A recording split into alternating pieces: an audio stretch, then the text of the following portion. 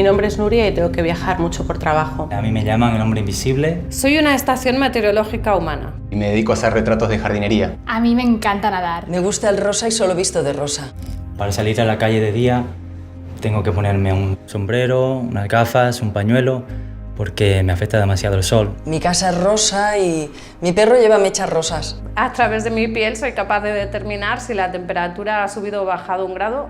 Los clientes me piden mucho que haga retratos de sus caras en su propio jardín. ¿Sabes la sirenita? Pues así soy yo. Ya van 3 veces que no me dejan subir al avión porque se creen que no soy la misma de la foto.